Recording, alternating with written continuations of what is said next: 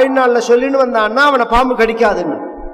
என்ன ஜரத்காரோர் ஜரத்கார்வாம் சமுத்பன்னோ மகாயசாஹ அஸ்தீக சத்யசந்தோ மாம் பன்னகேப்யோ விரக்ஷது சர்பாபசர்ப பத்ரந்தே தூரங்கச்ச மகாவிஷாஹ ஜனமேஜயஸ்ய யஜ்ஞாந்தே அஸ்தீக வச்சனம் ஸ்மரன்னு.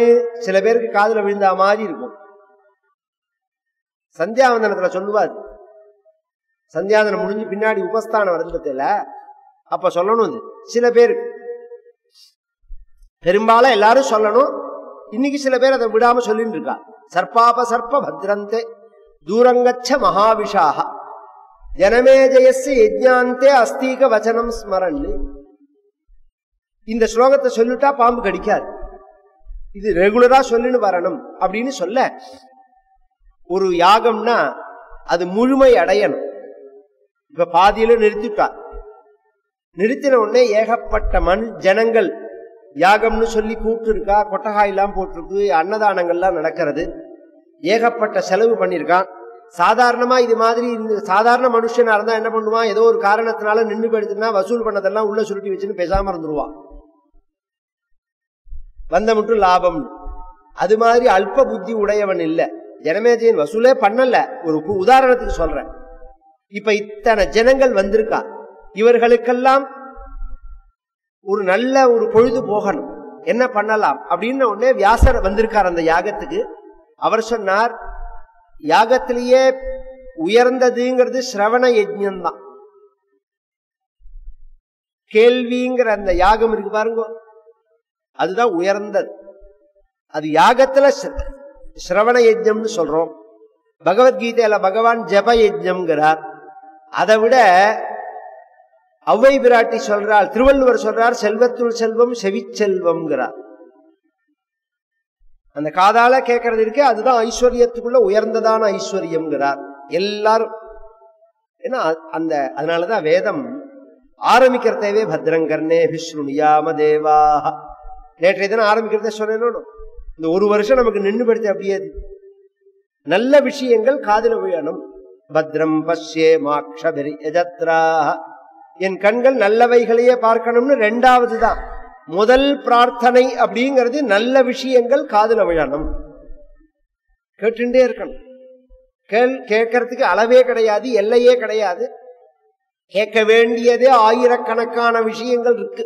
நல்லதா, வம்பு இல்ல, நல்லதா கேட்க வேண்டியதே கோடிக்கணக்கான விஷயங்கள் இருக்கு. ஒரு ஆயுஷ் பத்தாது.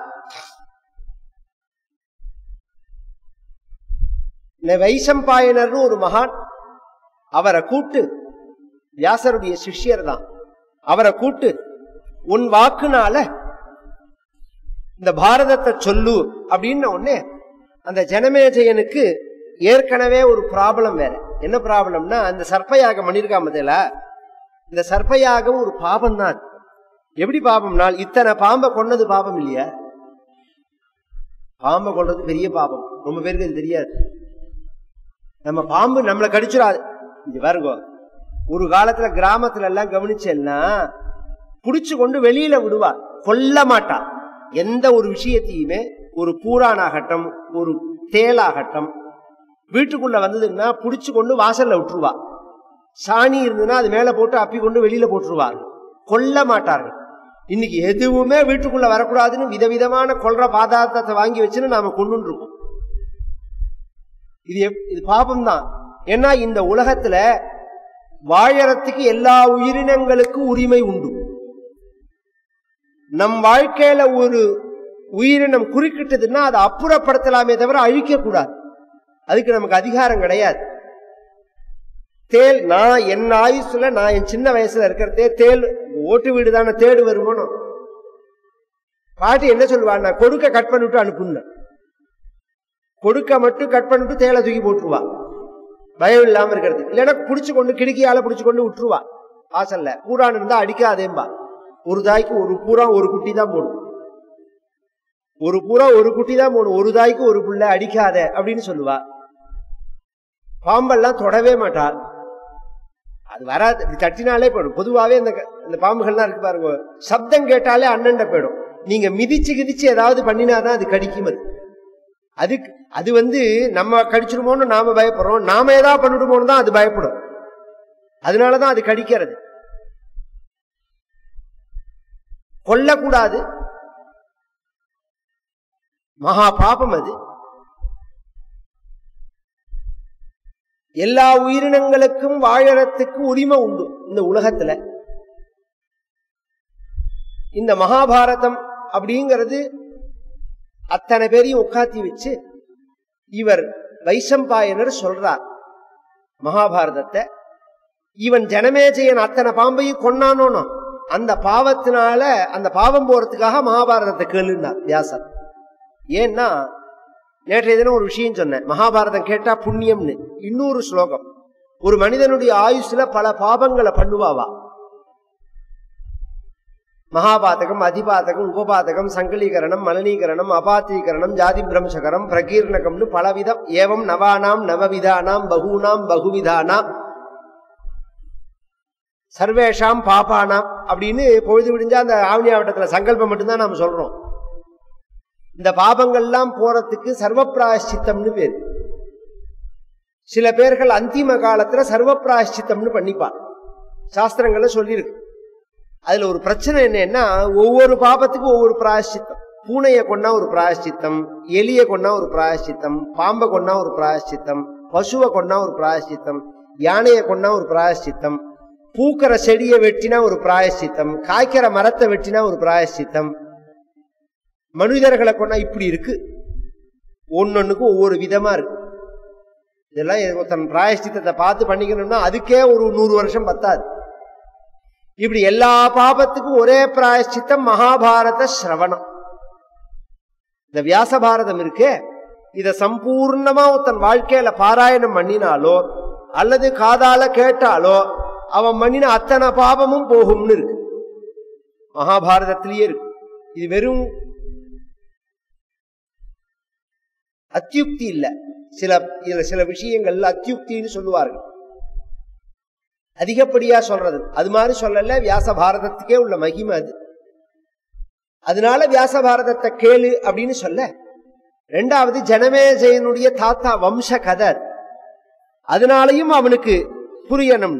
இந்த சந்திர வம்சம் அப்படிங்கிறது சூரிய வம்சத்தினுடைய ஒரு கிளை தான். சூரிய வம்சத்துல இக்ஷ்வாகு அப்படின்னு ஒரு ராஜா,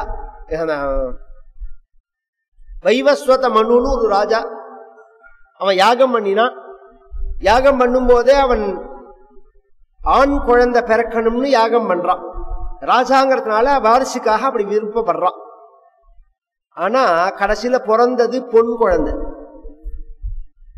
பண்ணி வச்சவர் வசிஷ்டர்.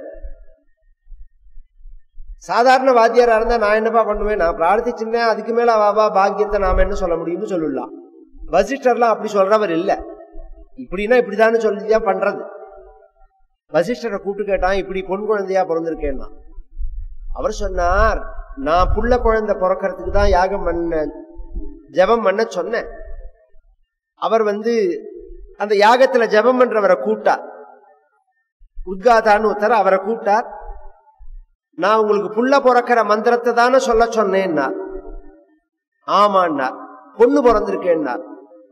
நீங்க என்ன ஜபம் பண்ணினேன்னு கேட்டார். பொண்ணு பிறக்கிற மந்திரம் தான் ஜபம் பண்ணினேன்னார். அவர் ஏன்னு கேட்டார் வசிஷ்டர். நீங்க சொன்னேன் புள்ள பிறக்கிற ஆண் குழந்தை பிறக்கிற மந்திரம் ஜபம் பண்ணணும்னு. நீங்க அண்ணன்ட போன உடனே அந்த ராஜாவோட மனைவி இருக்கா பாருங்க, அவ என்ன பண்ணினா, ஆண் குழந்தை பிறக்கிற மந்திரம் வேண்டாம், பொன் குழந்தை பிறக்கிற மந்திரம் பண்ணுவோன்னு. உடனே வசிஷ்டர் சொன்னார், தப்பு என் மேல இல்ல, உன் சம்சாரத்தை கூப்பிட்டு கேளுன்னா. வாத்தியாரை கோச்சுக்கலாம், பொண்டாட்டியை கோச்சுக்க முடியுமா? உடனே அவரை மனைவியை கூப்பிட்டு நீ இப்படி சொன்னையாமான்னு கேட்டான். ஆமான்னாலும். ஏன் இப்படி சொன்னேன்னா, புள்ள குழந்தைக்கு என்ன வசதி, பொன் குழந்தை என்ன மட்டம்னு கேட்டாங்க. சொல்ல போனா நிர்தாட்சியமா இருக்கும். புள்ள குழந்தையா இருந்தா, பொன் குழந்தையா இருந்தா தான் ஒரு இறக்கத்தோட ஒரு வேலை கூப்பிட்டு காப்பியாவது கொடுக்கும். சாப்பிட்டியா இருக்கியா செத்தையான்னு கூட கேட்க மாட்டான் பிள்ளையா இருந்தா. அதனால எனக்கு பிள்ளைகள் எல்லாம் விருப்பம் கிடையாது, பொன் குழந்தை தான் வேணும் தான். இன்னும் இவன் என்ன பண்ணா, திரும்பி வசிஷ்டரை கூப்பிட்டு, அவ புரியாம பேசுறா, ராஜாவா வேணும், அதனால நீங்க என்ன பண்ணுங்கோ, இந்த பிறந்திருக்கிற பெண் குழந்தைய ஆண் குழந்தையா மாத்துவோம். மந்திரத்தினால முடியும். அது இன்னைக்கு என்னெல்லாம் உண்டோ அத்தனையும் அப்பையிலேருந்து உள்ள விஷயம். உடனே அதுக்கு வசிஷ்டர் சொன்னார், பாரு, எல்லாத்துக்குமே சாஸ்திரத்துல வழிகள் இருக்கு, ஆனா இயற்கையில சிலதுல கை வைக்க கூடாது. அதனால வர லாபத்தை காட்டிலும் நஷ்டம்தான் கூட. கொஞ்சம் யோசனை பண்ணி பாருங்க. ஒரு காலத்துல குதிரையில போனோம், மாட்டு வண்டியில போனோம், தேர்ல போனோம். அப்புறம் அதிகமா நாம அதை கண்டுபிடிச்சோம், இதை கண்டுபிடிச்சோம்னு பெருமை பீத்திருந்தோம். இப்ப எல்லாம் ஆபத்துன்னு தெரியுது பத்தில. இந்த பெட்ரோல், டீசல், இந்த மாதிரி வாகனங்கள்லாம் திடீர்னு இப்ப கேதார்நாத் கிட்ட, கௌரி குண்டு கிட்ட பெருசா, பத்ரிநாத் கிட்ட பெருசா உடஞ்சு விழுந்தது பனி பாறை. இது எதனால அப்படின்னா உலகத்துல உள்ள சூட்டுனால. இந்த சூட்டுக்கு காரணம் என்னன்னா இந்த வாகனங்களை உபயோகப்படுத்துறது. அதனாலதானே கவர்மெண்ட் பெட்ரோல் டீசல் விலையை குறைக்க மாட்டேங்கிறது. குறைக்க கூடாதுங்கிறதுக்காக இல்ல, குறைச்சா கன்சியூமர் ஜாஸ்தியா போவான். நீங்க 100 ரூபான்னு வச்சேன்னா ஒரு தடவை போயிட்டு வருவான், 50 ரூபான்னு சொன்னா 50 தடவை போயிட்டு வருவான், ஜாஸ்தியா போகும்.